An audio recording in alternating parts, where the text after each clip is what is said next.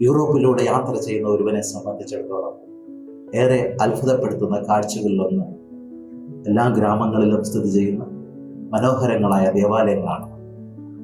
ആകാശമട്ട് ഗോപുരങ്ങളുമായി വാസ്തുശില്പ വൈദഗ്ധ്യത്തിൻ്റെ മനോഹരമായ ദൃഷ്ടാന്തങ്ങളുമായി നിലകൊള്ളുന്ന ഈ ദേവാലയങ്ങളൊക്കെ കാണുവാനും അതിൻ്റെ മനോഹാരിത ആസ്വദിക്കുവാനും ഏറെ ശ്രേഷ്ഠത പകരുന്നതാണ്.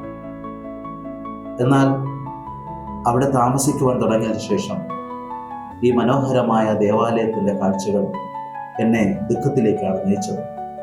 കാരണം ഈ ദേവാലയങ്ങളിൽ പലപ്പോഴും കുർബാനകളില്ല.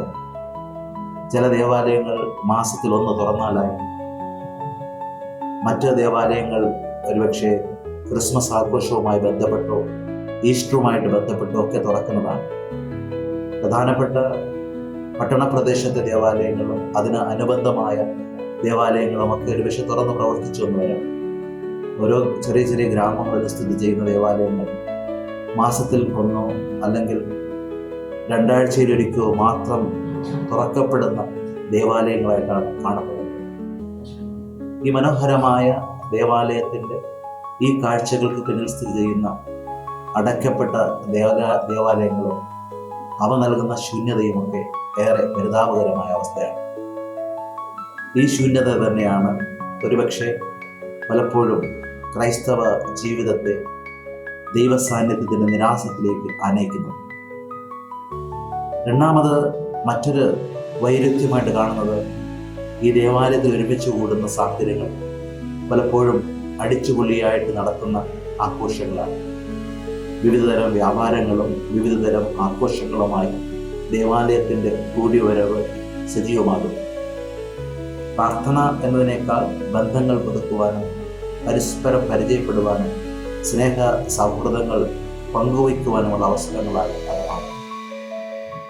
ഈ രണ്ട് വൈരുദ്ധ്യങ്ങളും ഏതൊരു സഭാ സമൂഹത്തെയും ദേവാലയത്തെയും ബാധിക്കുന്നതാണ്.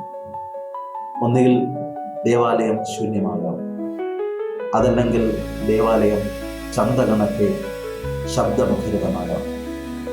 ഈ രണ്ട് വൈരുദ്ധ്യങ്ങളെയും അതിജീവിക്കുമ്പോഴാണ് ലാറ്ററൻ ബസിലിക്കയുടെ തിരുനാൾ നമുക്ക് ഓരോരുത്തർക്കും അനുഗ്രഹപ്രദമാകുന്ന ഒരു ദിവസമായി മാറുന്നത്. ലാറ്ററൻ ബസിലിക്ക എന്നത് റോമിൽ സ്ഥിതി ചെയ്യുന്ന പരിശുദ്ധ പിതാവിൻ്റെ കത്തീഡ്രലാണ്. അത് സഭയിൽ ഉണ്ടായ പീഡനങ്ങൾക്ക് ശേഷം മോചനം പ്രാപിക്കുന്ന സമയത്ത് നിർമ്മിക്കപ്പെട്ടതാണ്. അങ്ങനെ നിർമ്മിക്കപ്പെട്ട ഈ ദേവാലയം ലോകത്തിലെ എല്ലാ ദേവാലയങ്ങളെയും പ്രതിദാനം ചെയ്യുന്ന മനോഹരമായ ഒരു മാതൃ ദേവാലയമായിട്ടാണ് കരുതപ്പെടുന്നത്. അവിഞ്ഞോൺ പേപ്പസിയിലെ പാഷണ്ഡത അതിജീവിച്ചുകൊണ്ട് പാപ്പ വീണ്ടും റോമിലേക്ക് വന്ന് അവിടെ സഭയുടെ ആസ്ഥാനം ഉറപ്പിക്കപ്പെട്ടു കഴിഞ്ഞപ്പോൾ ഈ ദേവാലയം വീണ്ടും ദൈവത്തിനായിട്ട് സമർപ്പിക്കപ്പെടുകയും ചെയ്തു. അങ്ങനെ പാഷണ്ഡതകളെയും പ്രതികൂലമായ വെല്ലുവിളികളെയും ഒക്കെ അതിജീവിച്ചുകൊണ്ട് ദൈവത്തിനായിട്ട് പ്രതിഷ്ഠിതമായ ഈ ദേവാലയത്തിൻ്റെ സ്മരണ ആഘോഷിക്കുമ്പോൾ ഓരോ ദേവാലയവും എപ്രകാരമായിരിക്കണമെന്നും ഓരോ ദേവാലയങ്ങളും സഭാമക്കളെ ഒന്നിപ്പിക്കേണ്ട ഐക്യത്തിൻ്റെ പ്രതീകങ്ങളായി മാറണമെന്നും ഉള്ള ഒരു വലിയ സന്ദേശമാണ് സഭ നമുക്ക് നൽകുന്നത്. ഇന്നത്തെ ഒന്നാമത്തെ വായനയിൽ എസെക്കിയേൽ പ്രവാചകന്റെ പുസ്തകത്തിൽ വളരെ മനോഹരമായ ഒരു ദർശനം നമ്മുടെ മുമ്പിൽ പ്രവാചകൻ അവതരിപ്പിക്കുന്നു. ഒഴുകുന്ന ചെറിയ ജലാംശം ഒഴുകി ഒഴുകി അത് വലിയ നദി പോലെ ഒഴുകുന്ന ഒന്നായിട്ട് മാറും. അങ്ങനെ ഒഴുകി കഴിയുന്ന ആ നദിക്കരയുടെ ചുറ്റുവട്ടങ്ങളിലായിട്ട് പ്രാന്തപ്രദേശങ്ങളിലായി പച്ചപ്പ് നിറഞ്ഞ ഹരിതാവ് നിറഞ്ഞ വൃക്ഷങ്ങളൊക്കെ വളർന്നു വരും. ആ വൃക്ഷങ്ങളിൽ നിന്ന് ഫലങ്ങളും അതിൻ്റെ ഇലകളുമൊക്കെ സൗഖ്യമായും അന്നമായും ജനങ്ങൾക്ക് അനുഗ്രഹമായിട്ട് വർഷിക്കുന്നു.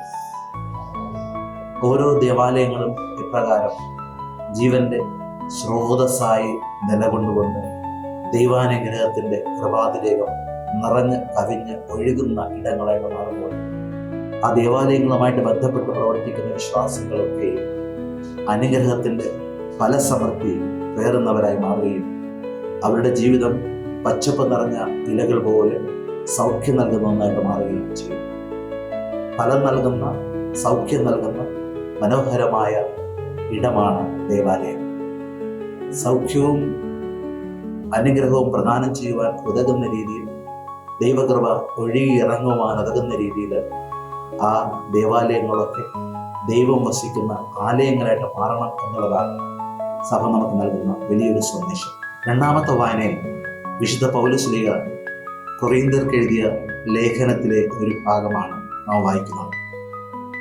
കൊറിന്ത്യയിലെ സഭ ഒരർത്ഥത്തിൽ പരസ്പരം വെല്ലുവിളി ഉയർത്തിക്കൊണ്ട് ഐക്യത്തിൽ ജീവിക്കുന്നതിന് പകരം പരസ്പരം ഷണ്ട കൂടുകയും സംഘർഷഭരിതമായ ജീവിതം നയിക്കുകയും ചെയ്തുകൊണ്ട് തങ്ങളുടെ വിവിധങ്ങളായ പാരമ്പര്യങ്ങളെക്കുറിച്ചും ജീവിത ആരാധനാക്രമങ്ങളെക്കുറിച്ചുമുള്ള വെല്ലുവിളി ഉയർത്തുന്ന രീതിയായിരുന്നു അവലംബിച്ചിരുന്നത്.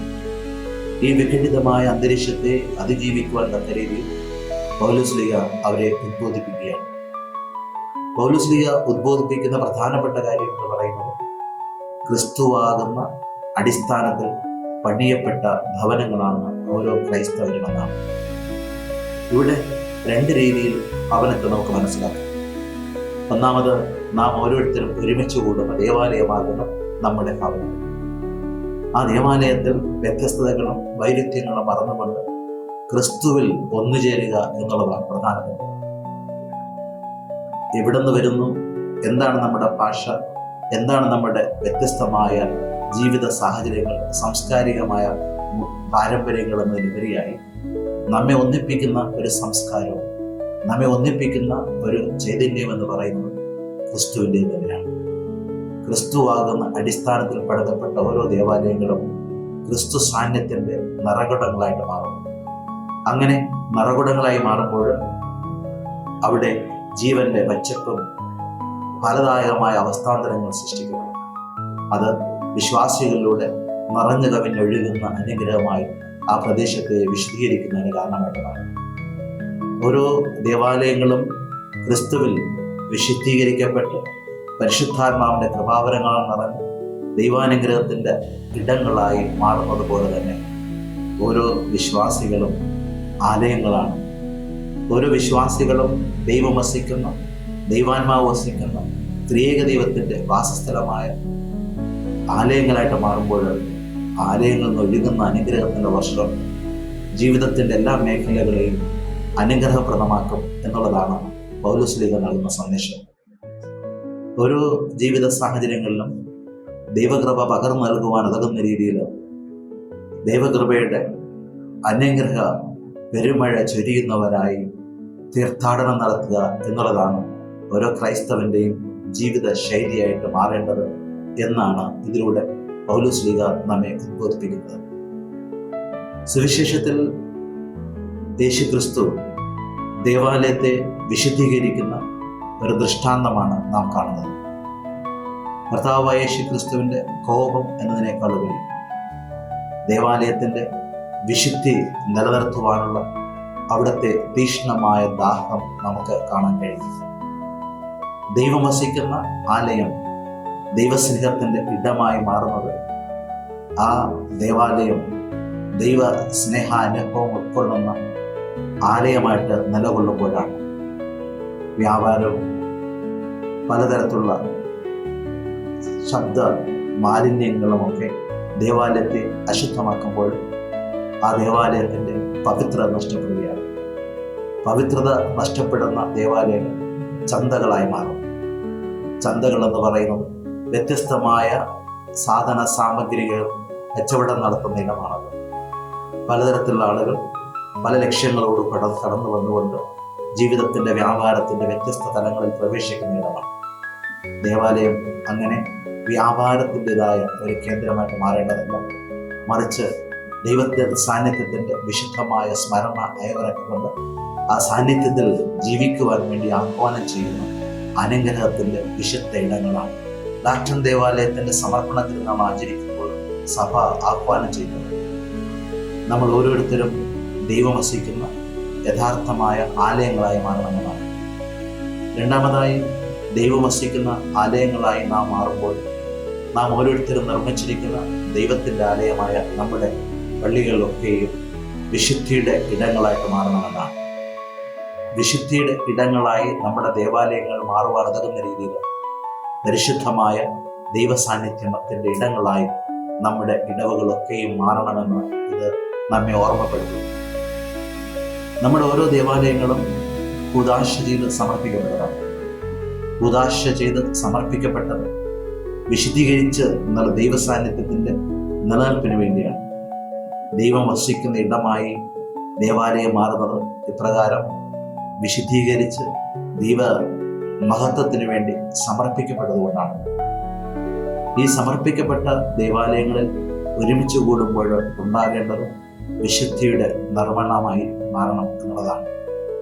ആ വിശുദ്ധിയുടെ അനുഗ്രഹം പ്രാപിച്ച ആളുകൾ ദേവാലയത്തിൽ ഒരുമിച്ച് കൂടി തങ്ങൾ സ്വീകരിച്ച വിശുദ്ധമായ കുദാശകളുടെ അയവറക്കലും ആ കുദാശയുടെ പരികർമ്മവും ആ കുദാശയുടെ സ്നേഹബന്ധങ്ങളും നവീകരിക്കപ്പെടുന്ന ഇടമായി ദേവാലയം മാറണം എന്നുള്ളത് തന്നെയാണ്.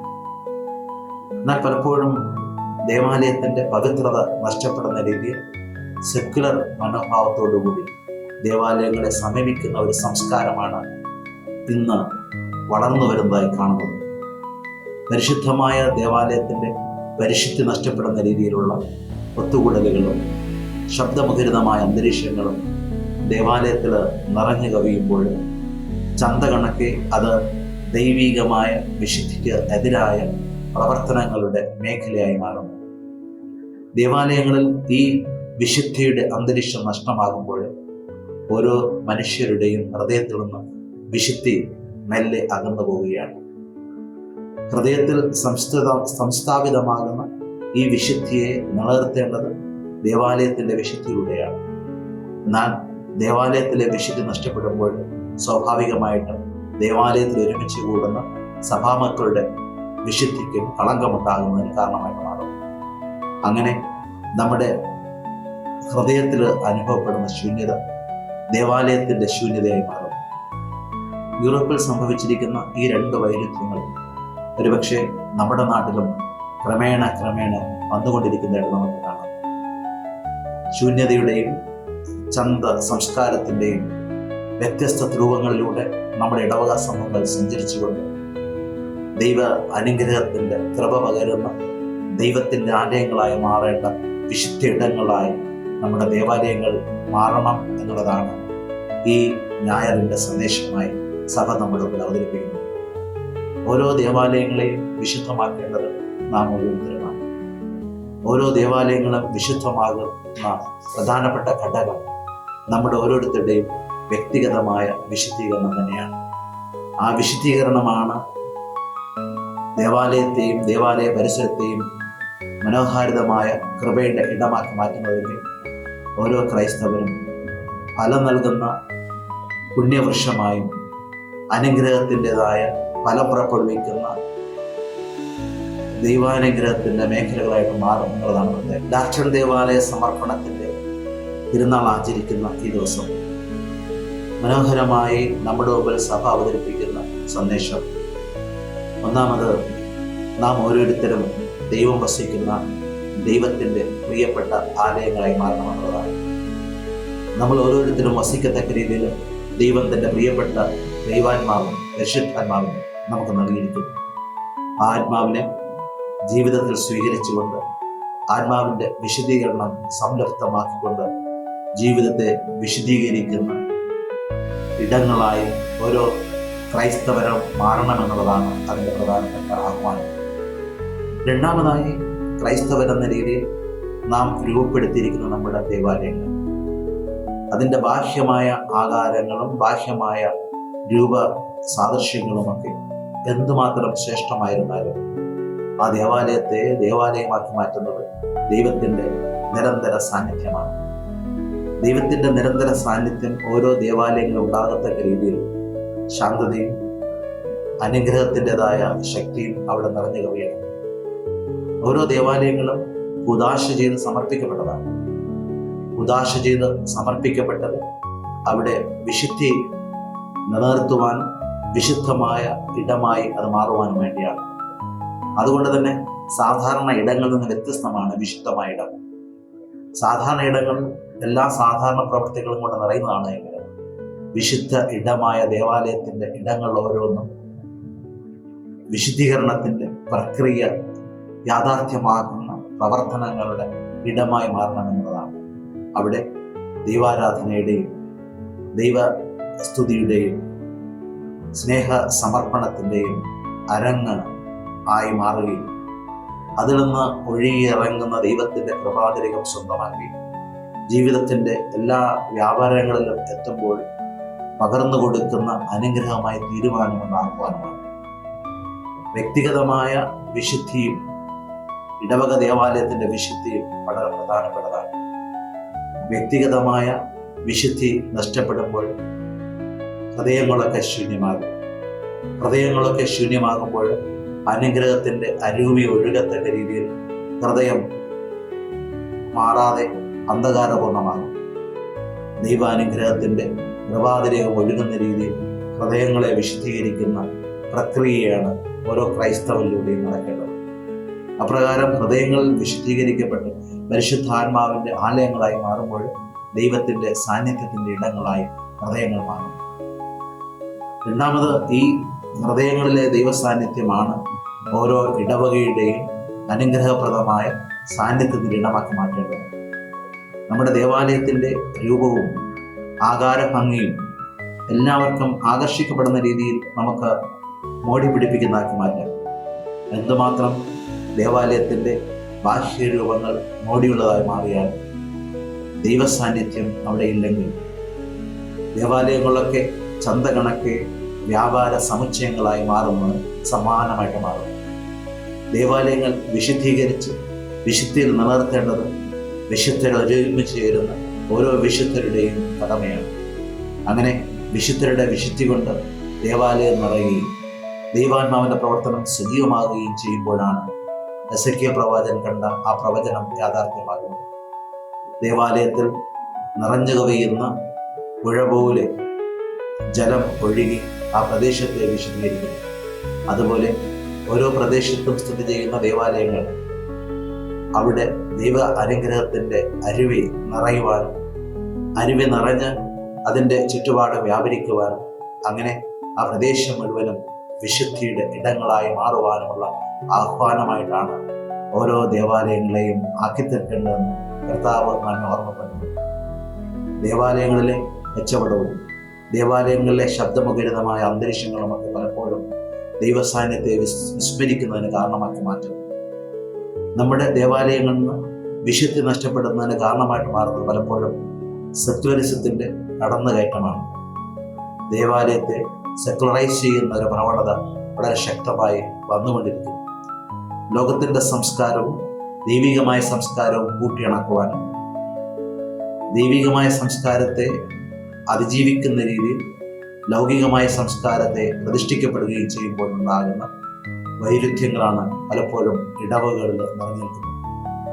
ലോകത്തിൻ്റെതായ ആചാരങ്ങളും അനുഷ്ഠാനങ്ങളും ആഘോഷങ്ങളുമൊക്കെ ദേവാലയത്തിൻ്റെ ഭാഗമാക്കി മാറ്റി ദേവാലയത്തിൻ്റെ ഉള്ളിൽ തന്നെ അത് നടത്തുവാൻ ഉതകുന്ന രീതിയിൽ നമ്മുടെ ദേവാലയങ്ങൾ തുറന്നു കൊടുക്കുകയും അവിടെ ആഘോഷങ്ങളുടെയും വ്യത്യസ്തമായ ലൗകികമായ രീതികളുടെയും ഒക്കെ കൂത്തരങ്ങായിട്ട് മാറുകയും ചെയ്യുമ്പോൾ ദേവാലയത്തിൻ്റെ വിശുദ്ധി നഷ്ടപ്പെടുകയാണ്.